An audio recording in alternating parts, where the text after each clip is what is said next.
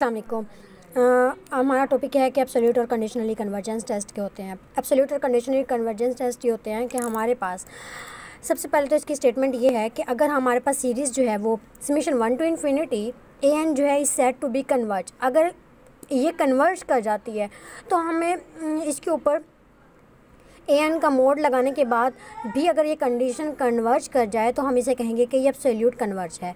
और अगर यहाँ पर ए एन पर हमने कोई टेस्ट अप्लाई किया है तो वो अगर हमारा कन्वर्ज आ जाता है, डाइवर्ज हो जाएगा, तो फिर हम इस पर टेस्ट लगाएंगे। अगर ये टेस्ट कन्वर्ज कर जाता है तो फिर हम ये कहेंगे कि ये हमारी कंडीशनली कन्वर्ज कहला रहा टेस्ट है। तो क्वेश्चन देखते हैं। सबसे पहले तो अब हमें एक टेस्ट क्वेश्चन दिया हुआ है। सबसे पहले तो क्वेश्चन देखें कि अल्टरनेटिंग सीरीज़ का क्वेश्चन है।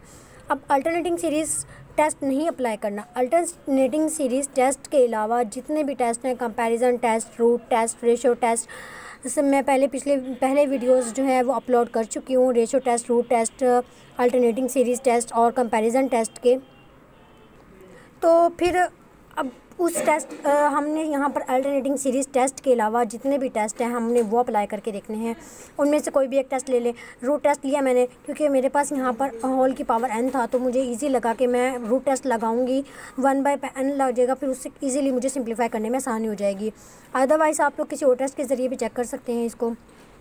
तो मैंने ए एन की पावर n था हमारे पास, n+2/3 n-1 होल की पावर n है हमारे पास, और हम रूट टेस्ट लगाया तो n से कैंसिल हो गया और n+2/3 n-1 आ गया। अब मैंने इसको जो है और सिंप्लीफाई कर लिया, n कॉमन ले लिया, 1+2/n ले लिया और n नीचे भी कॉमन ले लिया, 3-1/n आ गया, जो n से कैंसिल हो गया। अब हमने लिमिट लगाई इसके ऊपर, तो ये जो है यहाँ पर लिमिट लगाने से ये ज़ीरो हो जाएगा और ये भी ज़ीरो हो जाएगा। हमारे पास आंसर आ जाएगा 1+0, 3-0, तो 1/3 आ जाएगा, जो कि लेस देन है 1 से। तो ये क्या हो गया हमारा, ये कन्वर्ज कर जाएगी। हमने पढ़ा था कि L जो है अगर वो लेस देन 1 आ जाता है तो वो कन्वर्ज करती है कंडीशन। अब ये कंडीशन जो है वो कन्वर्ज कर गई, तो हमने इसके ऊपर ए एन पर मोड लगा कर इसको सॉल्व किया, तो ये भी हमारा क्या हो गया, एब्सोल्यूट कन्वर्जेंट हो गया। अब हम इसकी एक और एग्जांपल देखते हैं जिससे आपको पता चलेगा कि कंडीशनली कन्वर्जेंट कैसे होती है। अच्छा जी, अब कंडीशनली कन्वर्जेंट देखनी है कि कंडीशनली कन्वर्जेंट जो है वो क्या क्या होती है। अब देखें, अल्टरनेटिंग सीरीज़ का टेस्ट क्वेश्चन दिया हुआ है। अब अल्टरनेटिंग सीरीज़ टेस्ट के अलावा मैंने आपको बात की है कि कोई भी टेस्ट लगा के देखना है कि ये टेस्ट जो है वो कन्वर्ज करता है या डाइवर्ज करता है। अब मैंने इसके ऊपर कंपैरिजन टेस्ट लगा के देखा है। कंपैरिजन टेस्ट कैसे लगाया है, ए एन जो था वो हमारे पास 1/log ऑफ n था, p n is equal to 1/n निकाला।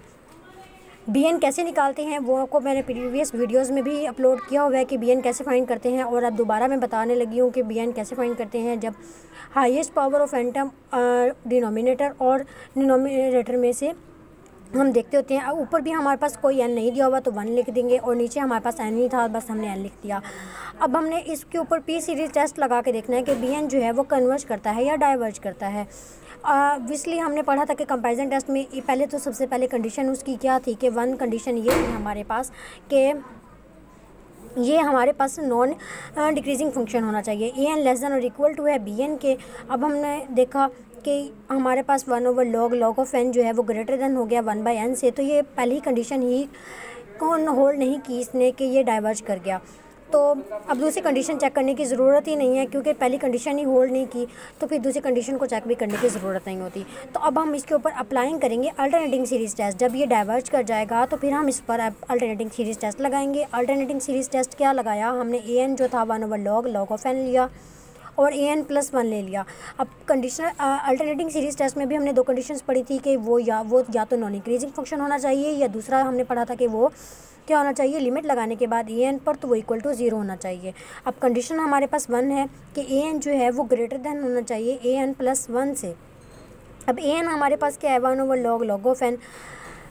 तो हमने जब देखा कि ये अभी तो हमने सिर्फ जस्ट इसके ऊपर अप्लाई किया, log ऑफ n और फिर लेस देन कर दिया log ऑफ n प्लस 1। अब हमने हमारे क्वेश्चन दिया हुआ था 1/log ऑफ n दिया हुआ था, तो अब हमने 1/log ऑफ n से चेक करना है। ऑब्वियसली जब ये डिवाइड हो जाएगा तो फिर ये ग्रेटर देन बन जाएगा, पहले ये स्मॉलर था अब ये ग्रेटर देन हो जाएगा।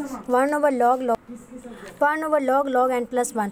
अब ये देखें कि ये हमारे पास नॉन इंक्रीजिंग फंक्शन बन गया, इसकी पहली कंडीशन होल्ड कर गई। अब दूसरी कंडीशन देखें, लिमिट लगाई हमने an पर और वह लिमिट n अप्रोच करता है इन्फिनिटी को 1/log ऑफ n, तो क्या आ गया, जब लिमिट अप्लाई की ये इन्फिनिटी हो जाएगा, 1/∞ इज इक्वल टू 0 होता है। तो ये अब ये कंडीशन इसको होल्ड कर गई है, ये कन्वर्ज कर गया है। ऊपर वाली डाइवर्ज कर गई थी an, जब हमने इसके ऊपर an जब मोड लगा के चेक किया तो फिर वो हमारे क्या हो गया, कंडीशनली कन्वर्ज। जब वो कन्वर्ज कर जाएगा तो फिर हम इसे कहेंगे कि कंडीशनली कन्वर्ज कर गया। नेक्स्ट मैं दोबारा रिपीट कर देती हूँ, अगर हम an पर कोई रूट टेस्ट या रेशो टेस्ट या कोई कंपैरिजन या कोई भी टेस्ट लगा के चेक करते हैं, वो अगर कन्वर्ज कर जाता है तो हम कहेंगे कि एब्सोल्यूट कन्वर्ज कहलाता है। और अल्टरनेटिंग सीरीज़ टेस्ट लगाए बगैर कोई भी टेस्ट लगा लेते हैं, वो अगर डाइवर्ज कर जाता है तो फिर हम उसके ऊपर अल्टरनेटिंग सीरीज़ टेस्ट लगाएंगे, और फिर अल्टरनेटिंग सीरीज़ टेस्ट लगाने के बाद वो कंडीशन जो है वो कन्वर्ज कर जाती है तो हम कहेंगे कंडीशनली कन्वर्जेंट है, अदरवाइज़ फिर हम डाइवर्जेंट ही कहेंगे इसको। Thank you so much. Hope so आपको मेरी वीडियो पसंद आई होगी। अगर पसंद आई है तो प्लीज़ सब्सक्राइब करें और कमेंट करें और लाइक करें।